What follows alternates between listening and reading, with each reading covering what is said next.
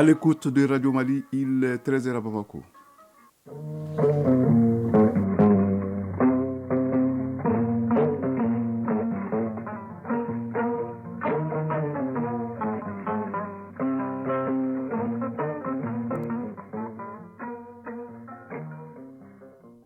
Le journal Seydou Fomba.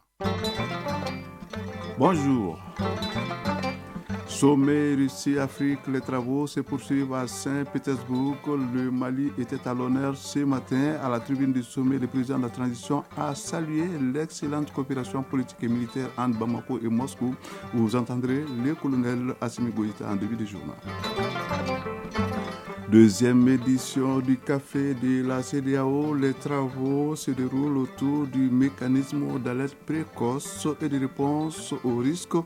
Ils doivent contribuer ces travaux à l'appropriation par les communautés du processus d'intégration et donner plus de visibilité aux actions de la CEDEAO.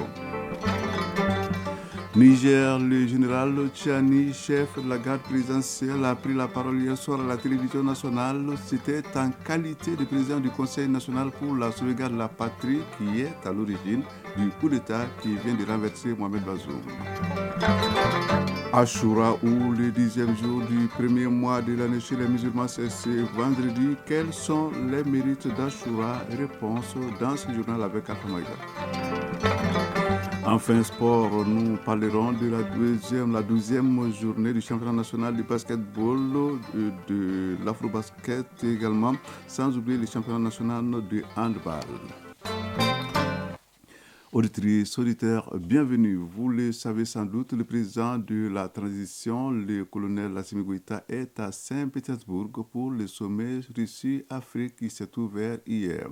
Le chef de l'État s'est exprimé il y a quelques instants à la tribune de ce sommet. Il a salué l'excellente coopération politique et militaire qui existe entre le Mali et la Russie. Je vous propose un extrait du discours du président de la transition, le colonel Assimi Goïta, à la tribune du sommet Russie-Afrique. Je voudrais tout d'abord saluer et remercier son Excellence M. Vladimir Poutine, président de la Fédération de Russie. La tenue du sommet de Saint-Pétersbourg, moins de 4 ans après celui de Sochi en 2019, témoigne une fois de plus de la qualité du partenariat stratégique entre la Russie et l'Afrique. Un partenariat fondé sur une amitié de longue date, la sincérité, le respect mutuel, toutes choses qui impriment un caractère spécial à nos relations. Le Mali n'a certes pas de continuité géographique, encore moins de langue en commun avec la Russie. Cependant, nos deux pays entretiennent de solides relations d'amitié et de coopération depuis 1960, date de l'accession de notre pays à l'indépendance. En dépit des bouleversements intervenus, nos relations se sont densifiées et diversifiées avec des succès et des réalisations dans les domaines stratégiques comme les infrastructures, l'agriculture, la santé, l'enseignement supérieur et la recherche scientifique, la géologie et les mines, ainsi que la défense et la sécurité. Malgré la situation géopolitique et la conjoncture mondiale, il est évident, et cela est bien un constat, que le peuple malien est fortement mobilisé aux côtés des autorités de la transition, dont l'objectif est de construire et de consolider dans la durée un partenariat stratégique gagnant-gagnant entre le Mali et la Fédération de Russie pour le bonheur de nos deux peuples. Un tel partenariat est d'autant plus indispensable que la Russie a su prouver dans les moments difficiles son statut de partenaire traditionnel du Mali, tant par sa fiabilité que par son dynamisme dans l'accompagnement de notre pays pour relever les défis cruciaux du moment, tout en respectant notre souveraineté. Convaincu que la restauration de la paix, de la stabilité et de la sécurité est la pierre angulaire de tout développement, nous avons décidé d'assumer pleinement notre responsabilité première, qui est de protéger nos populations et de défendre l'intégrité de notre territoire. Ce choix stratégique intervient après une décennie de présence des forces internationales sans résultat tangible et dont le schéma consistait à entretenir la menace sur notre territoire et nous maintenir dans la dépendance. C'est pourquoi, dans le cadre du renforcement des capacités opérationnelles des forces de défense et de sécurité, le Mali a noué avec la Russie un partenariat militaire dont je tiens à saluer la fiabilité. Avec l'appui de la Russie, le Mali recouvre progressivement sa pleine souveraineté sur l'ensemble de son territoire et nos forces de défense et de sécurité opèrent en toute autonomie et en toute liberté d'action. Les forces maliennes sont désormais dans une dynamique offensive, reprenant du terrain et réduisant de façon significative les attaques ciblant les camps militaires et les civils, permettant ainsi le retour progressif des personnes déplacées et des services sociaux de base dans plusieurs localités.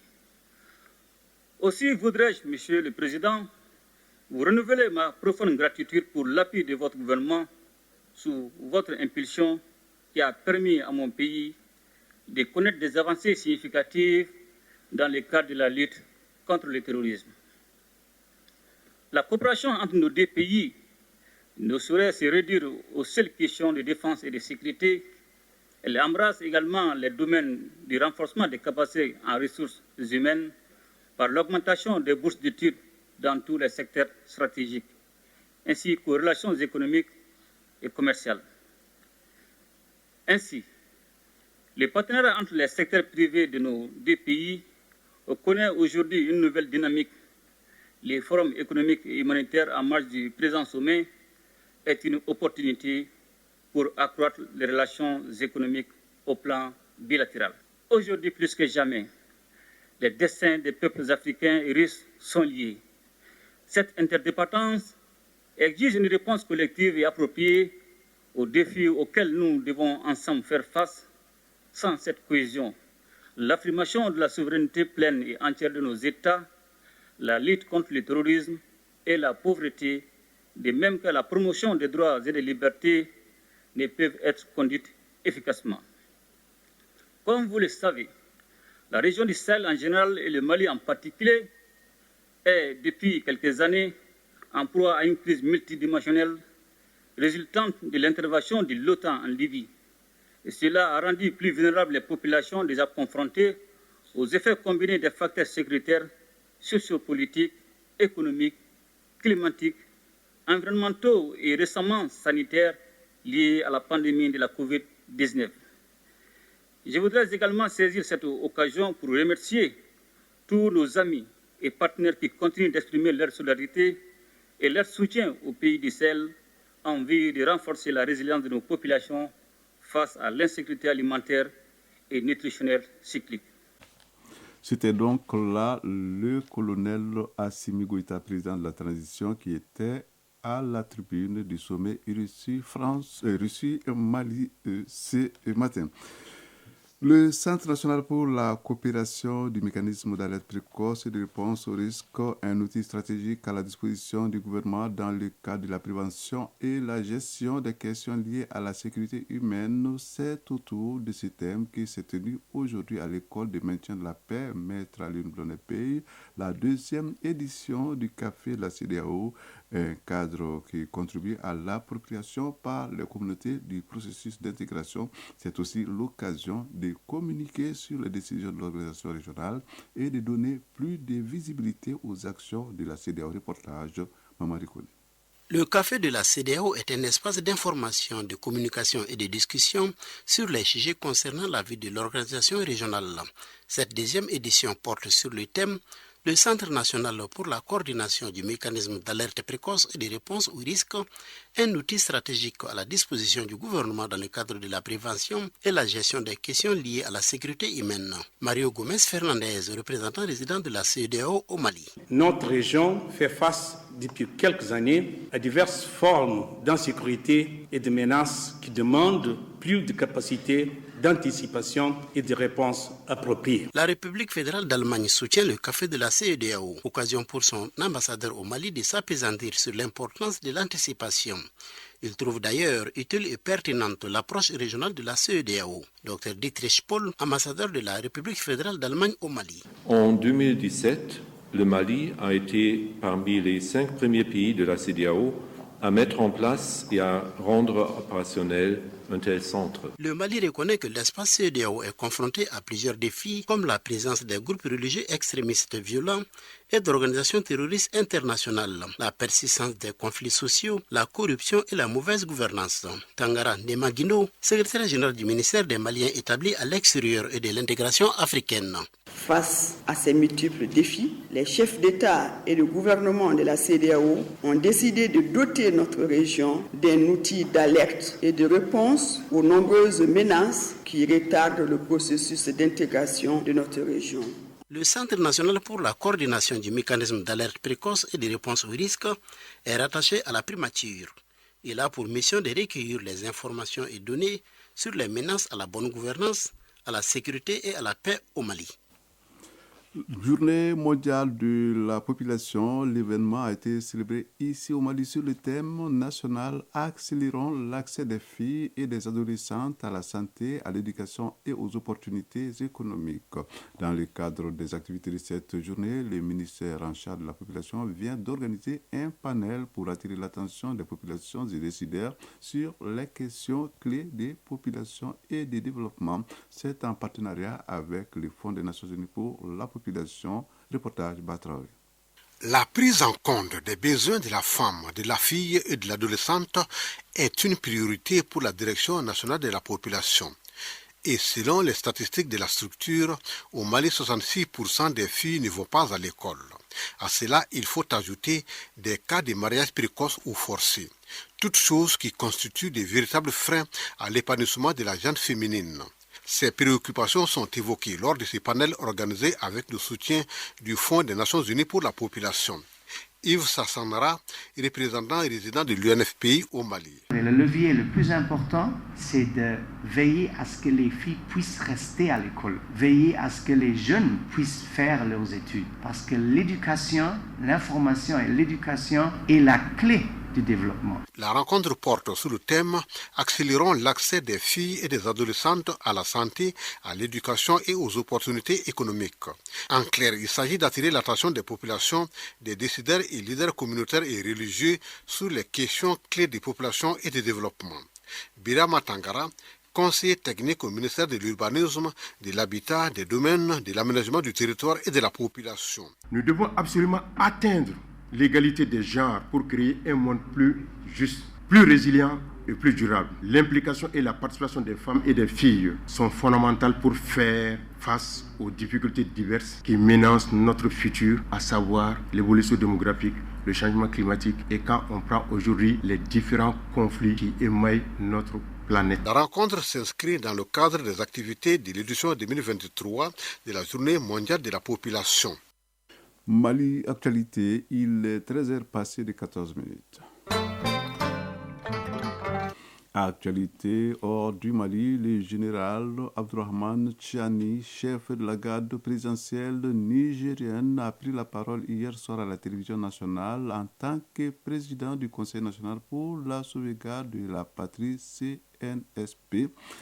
Le CNSP qui est à l'origine du coup d'État qui a renversé Mohamed Bazoum. Il a justifié, le général Abdourahmane Tchiani a justifié donc cette action contre le président Mohamed Bazoum par la dégradation de la situation sécuritaire dans le pays.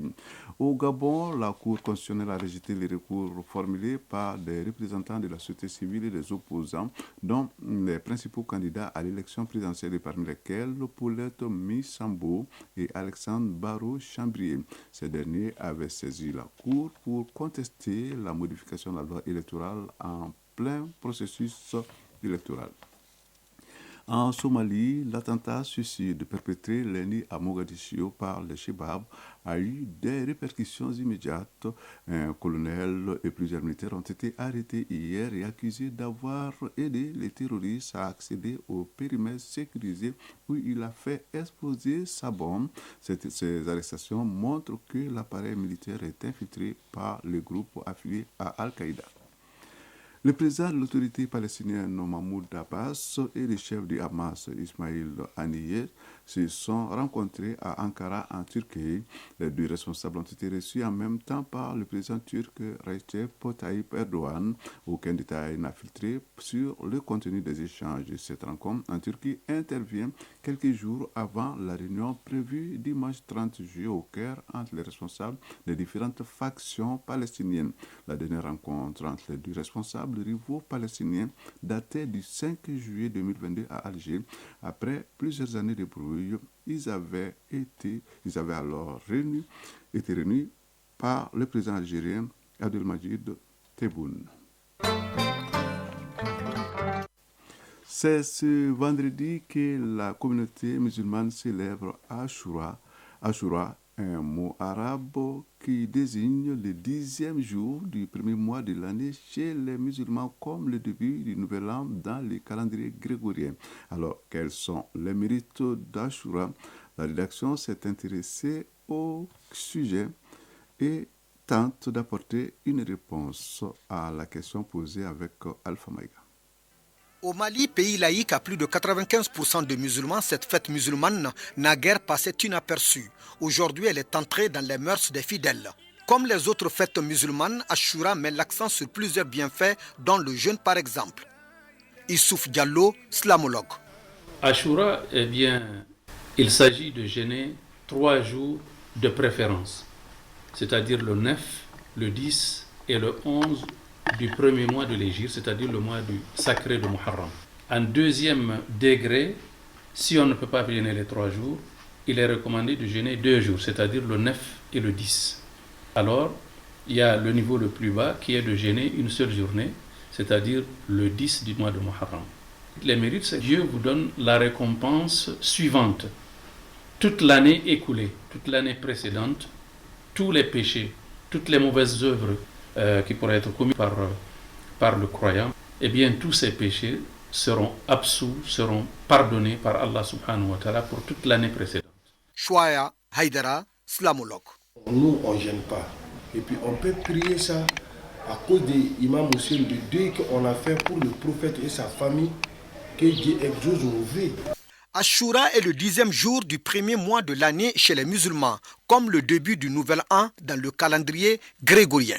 Dès l'Hégire, lorsque le prophète a émigré de la Mecque à Médine, quand il y est arrivé, c'est en ce moment-là que le jeûne surérogatoire de l'Ashura a été institué par le prophète sallallahu alayhi wa sallam. Et il y a une raison, il y a une historicité par rapport à cela.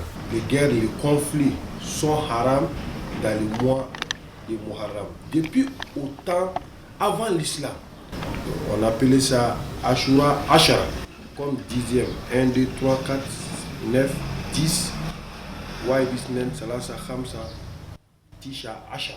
Toutefois, dans les milieux religieux, Ashura est surtout fêté à travers la lecture du Saint-Coran et les prêches. Dans toutes les mosquées et les lieux publics, les imams et autres grands prêcheurs tiennent en haleine les fidèles qui font le déplacement. Chez les chiites, il prend ces jours comme un jour de deuil. Un jour, on a tué le petit-fils du prophète, l'imam Hussein.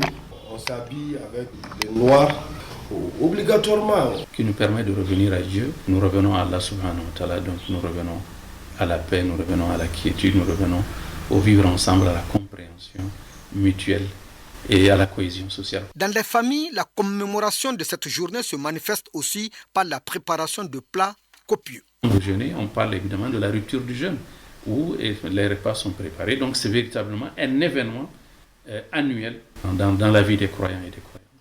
Loin de la ferveur ou de la mobilisation que suscite la commémoration de la fête du Mawlud, de Ramadan ou encore la fête de Tabaski, la célébration d'Ashura au Mali gagne les milieux religieux et même l'État malien qui rend chômé et payé. C'était donc là un élément sur l'Ashura qui veut dire donc 10e jour du premier mois de l'année chez les musulmans. Un élément signé Alpha Maïga. À l'actualité, il est 13h passé de 20 minutes.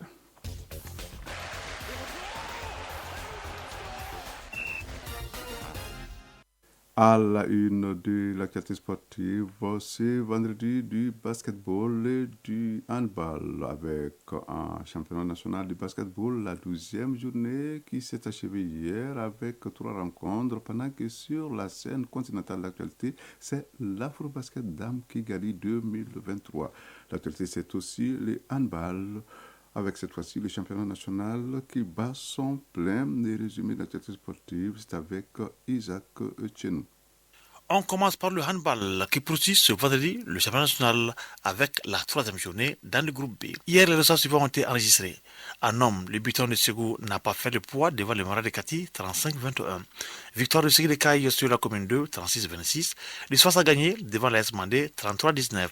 Du côté des dames, match nul 24-24 entre le Tanousor de Missabougou et l'AS Police. L'Isfas a gagné face au centre Maïga de base, 28-13. Afro-Basket Senior Dames, la compétition démarre aujourd'hui vendredi. Le Mali affronte l'Ouganda et un peu plus tôt, le Nigeria joue contre le Congo. Après la rencontre du Mali, le Rwanda, pays hôte, rencontre la Côte d'Ivoire. Rappelons que le Mali dans cette compétition évolue dans le groupe C en compagnie du Sénégal et de l'Ouganda. Le vainqueur des groupes A, B, C et D sera directement qualifié pour les quarts de finale, tandis que les équipes qui termineront à la 2e place se rencontreront le 1er août dans le cadre des qualifications pour les quarts de finale. Sur le plan national, le championnat national de basketball a repris avec la 12e journée qui s'est achevée hier jeudi. Chez les hommes, le Sabrina de Mbako s'est imposé son 11-51 devant l'Isfas. Le match entre Attaque Club de Kidal et la Salle de Mbako s'est tourné en faveur des Kidalois 85-84. Du côté des dames, Calaban Sport a pris le meilleur sur la SRL 85-71. Le reste des rencontres de la 12e journée initialement prévue mercredi a été reporté en raison de la participation des sélections maliennes à l'Afro-Basket des moins de 16 ans, filles et garçons en Tunisie et des moins de 19 ans au mondial en Espagne. Par ailleurs, la 13e journée démarre ce samedi et prend fin lundi 31 juillet. Coupe du monde féminine, la Nigeria, grâce à sa victoire 3-2 sur l'Australie, pays hôte prend la tête de son groupe avec 4 points, avec le Canada qui a également 4 points. La Zambie est déjà éliminée. Pour terminer avec cette page sport, on va vous signaler que ce matin, au cours de la 3e journée, dans le groupe B, en handball bien sûr, chez les hommes, le centre Omnisport de Missabougou a battu 47-32 les Sony de Gao. En série dames, l'AS Police a dominé les centres Omnisport de Missabougou. Et voilà, c'est tout pour ce journal qui vous a été présenté par Seydou Foma avec la complicité technique de Bintou Traoré, mise en ligne, Sekou Traoré, réalisation dossier Baba Diarra, les tout coordonnés par Ousmane Dao, le jeune sage. Merci de nous avoir suivis. Prochain rendez-vous avec l'actualité, 19h30. Au revoir.